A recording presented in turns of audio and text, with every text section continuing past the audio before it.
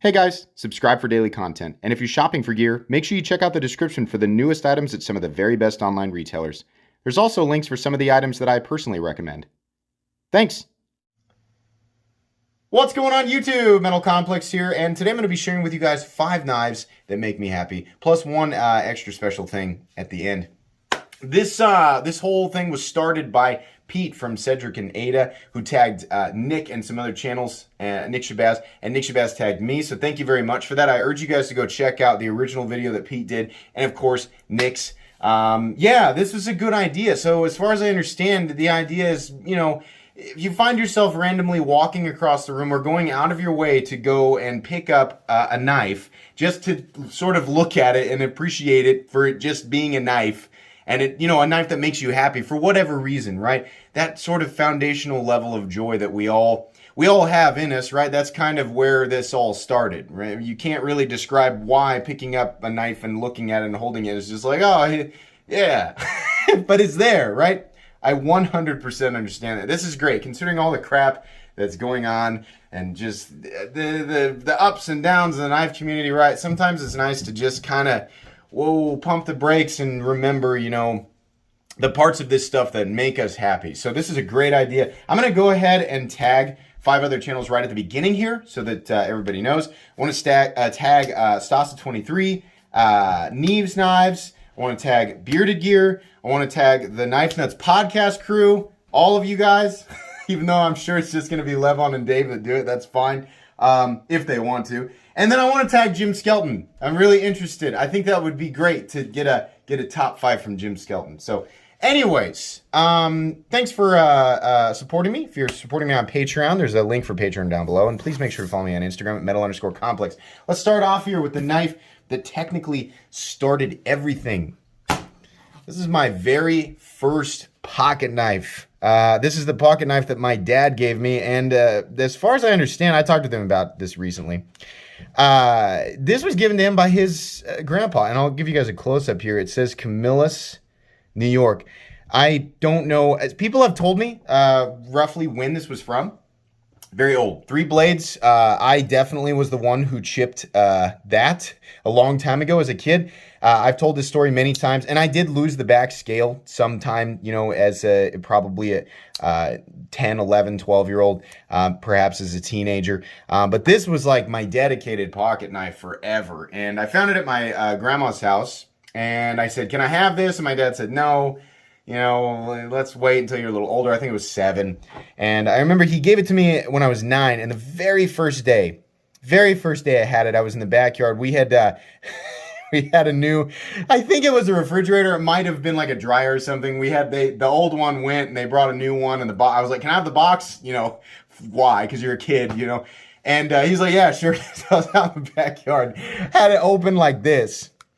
Just like this, and I was throwing it, like kind of like a ninja star, and I was like, yeah, with all the blades poking out in different directions, it's sure to stick, and it did, most of the time, about 66% of the time, all right? And my dad came out about 20 minutes later, and he was like, what are you doing? You know, we had the conversation about what a knife was supposed to be used for, that it was a tool, that I don't bring it to school, that I don't wave it around in people's face, right? And I was like, okay, and immediately, right? So I got it taken away, and it wasn't given back for at least a year. And after that, I was like, okay, no more throwing this. We use it for pocket knife stuff, right? And I kept it. I've kept it this whole time. I know that other scale is somewhere at my mom's house. I just don't know where it is, but I will always have this knife. It's very, very special to me. And sometimes I keep it in a special place here. I get it out and I look at it, and it's just like, man, this was the one. This is the thing that started everything, right? Really cool. So that brings me joy. Let's move on here to the second knife that brings me joy, and that's the Lion Steel TRE Titanium. Why? Because this was the first knife that my wife gave me for our anniversary. If you guys don't know, every year the tradition is my wife, she wants no help. She hears a lot about knife stuff, if you could imagine. Because I'm always talking about it. Believe it or not, off camera, I actually continue to talk about knife stuff, right? And my wife, whether she wants to listen to it or not, is kind enough to just, you know, lend an ear. And she picks up on a lot over the last, 5-6 years. And so she was like, maybe it would be fun if every year for anniversary I buy you something based on the knowledge that I've gained, against my will about knives. And you can't help me. I want to be able to pick it out. I want it to be a complete secret, right? And I was like, that's a great idea. So the very first knife, I had no hand in this. The very first knife that she got for me, and this was years ago, was the Lion Steel TRE Titanium. She had heard me say that I really liked M390 and textured titanium and kind of a monochromatic look, and that I was interested in a little bit of color here and there, right? And I just love this knife. Beautiful, and I continue to carry it. I generally will only carry it on special occasions, but this is really special to me because it's the first one. She's continued to get me awesome gifts, but it brings me joy every time that I pull this thing out of it's now in my Pelican case, but every time I pull it out and look at it, it just reminds me, of it was years ago, the first time that she did this, and I love it. It absolutely brings me joy, and it's definitely got a special place, as is the case with all of the knives that she's given me. But this was the first one. Very cool. Moving on here, this was actually a gift that I gave my wife, but it was symbolic. This is number 3, symbolic, because this was the knife that took me from generally interested in knives to actually understanding that there are differences in knives, and it was really an accident. So the one that I got my wife was the Kershaw Blur. I got her this because back then I really wanted her to have a pocket knife, right? And she's like, okay. But her fingers weren't used to like deploying a manual knife or flipping a manual knife. And I had such a good experience with the Kershaw Blur. This is one of the only assisted knives that I actually like. And I gave this to her as a gift. This is the US made with the S30V blade. But she immediately loved it. And she tells me to this day, she's like, everything that I have ever handled is compared up against that Kershaw Blur because of the shape of the handle, the shape of the blade, and the shape of the thumb studs. For whatever reason, it just works really well with her hands. And she just loved it. But this knife, is special for that reason. It brings me joy. But it also brings me joy because I've told this story before. This was the first good knife that I ever owned, and it was a total accident. For whatever reason, a long time ago, I think I was 18 or 19, decided to go to Walmart to buy a pocket knife. It was literally like I was sitting on the couch and I was like, I'm going to go buy a pocket knife, right? And I go to Walmart and I was like, I'm going to buy a nice one. I might even spend $50 whole on a pocket knife, right? Lo and behold, what was in that case?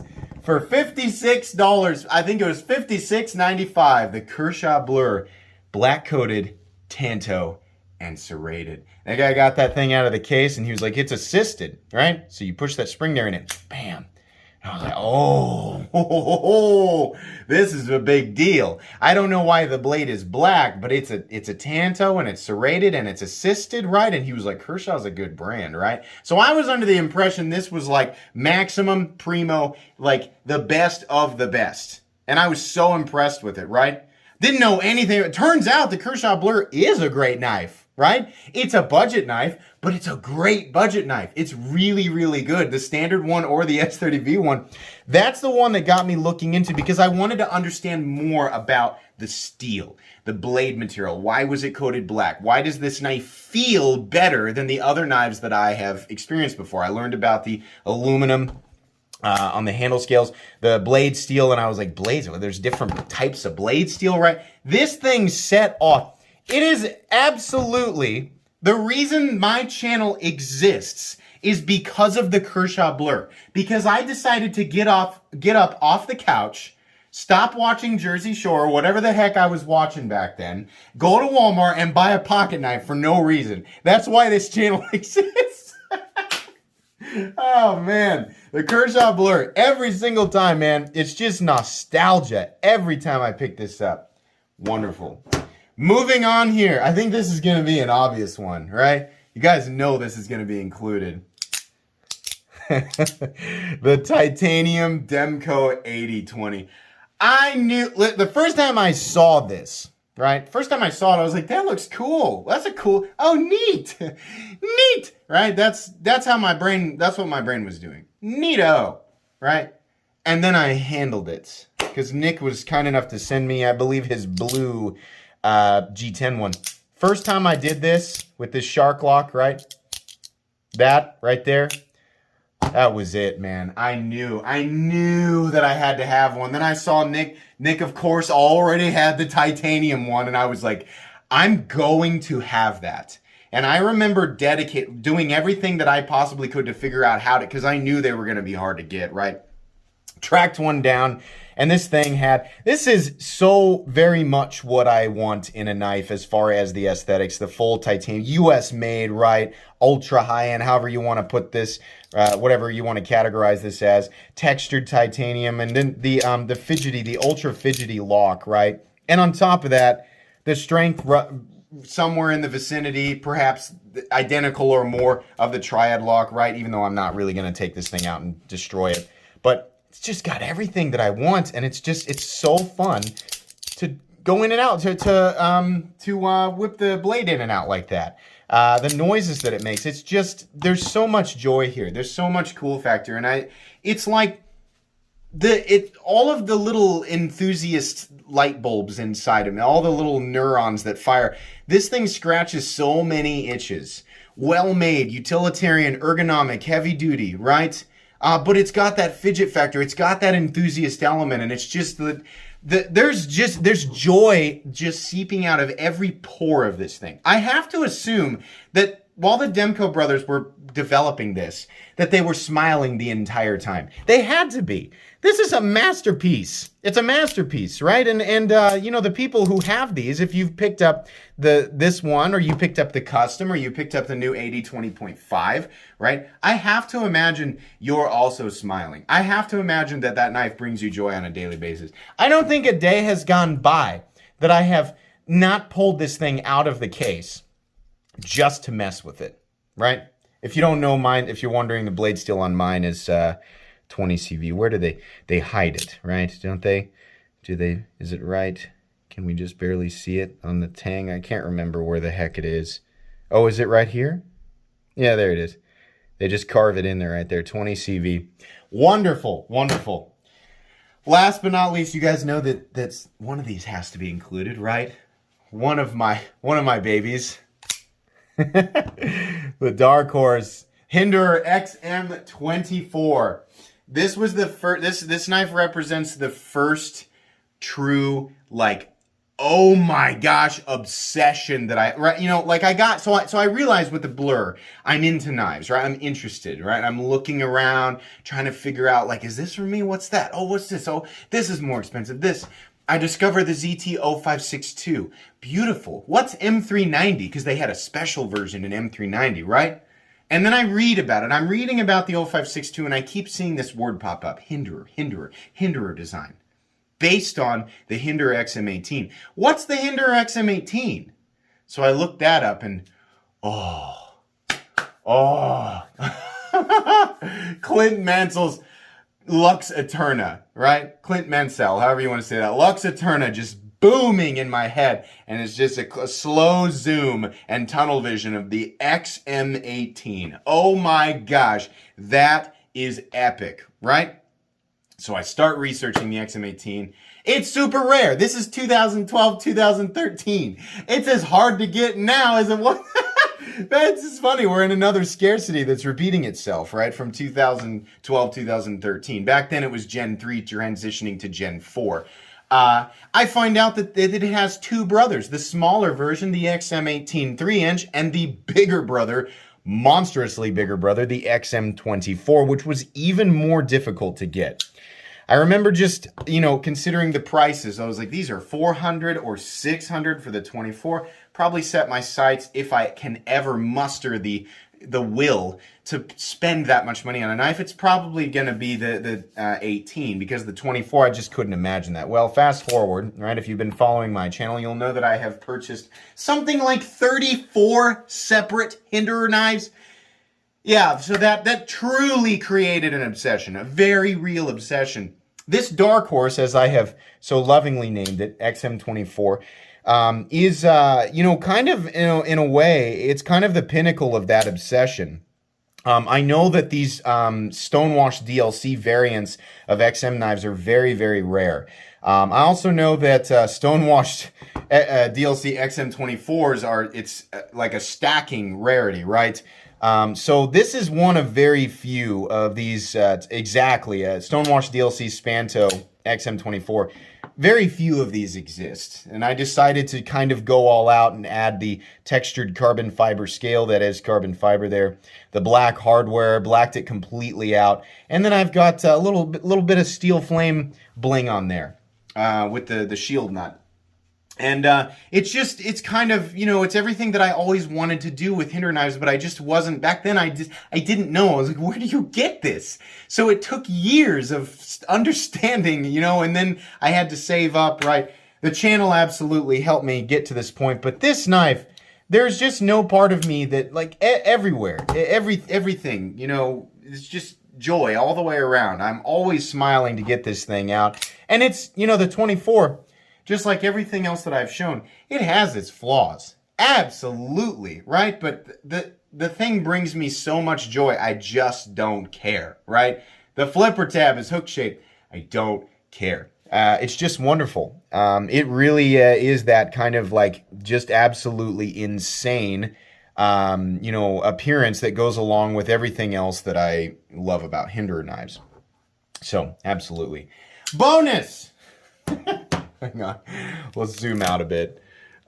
So yeah, you guys, a lot of you know where if I trace this all the way back, right? The whole reason I think that I was interested in pocket knives in the first place, right? Or sought to acquire and own a blade as a child is because I did a Knife Guy episode about this a long time ago. It originated from the movie Sleeping Beauty, where Prince Philip used the Sword of Truth on Maleficent. And that was the first time that I remember ever seeing a sword. And I was like, what? So it's like a metal, like it's like a sharp piece of metal, like, and you use that to defend or, as an offensive catalyst, right? I was like, cool, right? Swords are cool.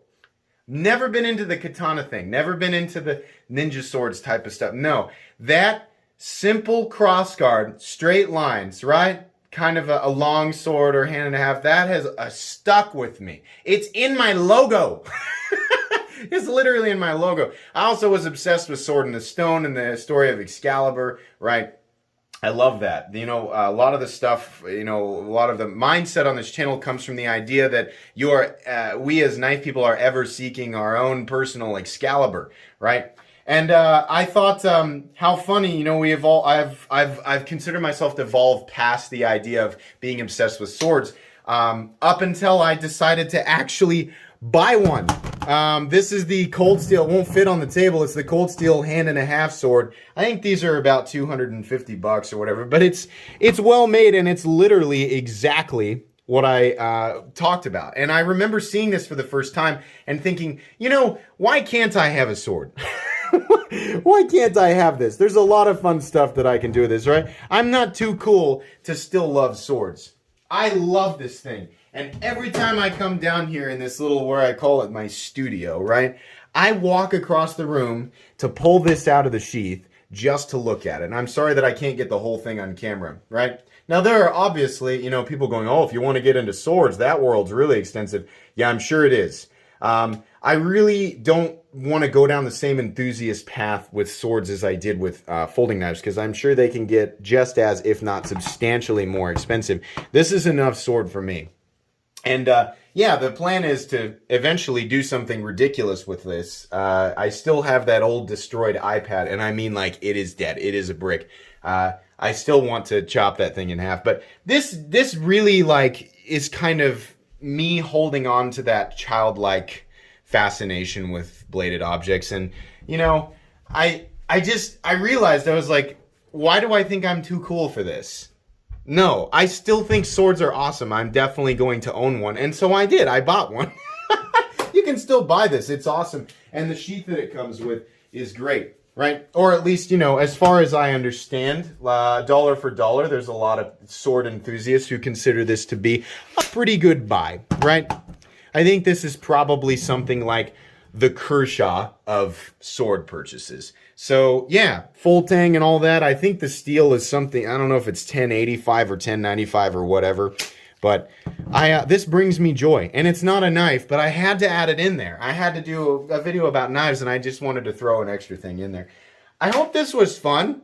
I hope you guys enjoyed watching this. It was really, really cool to go through my collection and really pull out the stuff that brings me the most joy. You know, I have like my favorite knives, and I have like my favorite overbuilt knives, and this are different categories. But when it comes down to the stuff that brings me the most joy, these items, right?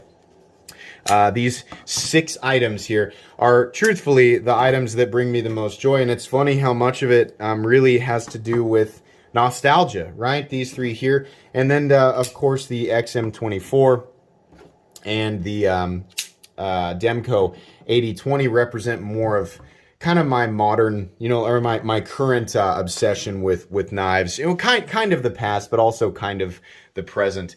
I don't know. This was fun to share with you guys. Thank you very much, Pete, for starting this, and thank you, Nick, for tagging me. That's going to be pretty much it today, guys. Hope you enjoyed the video.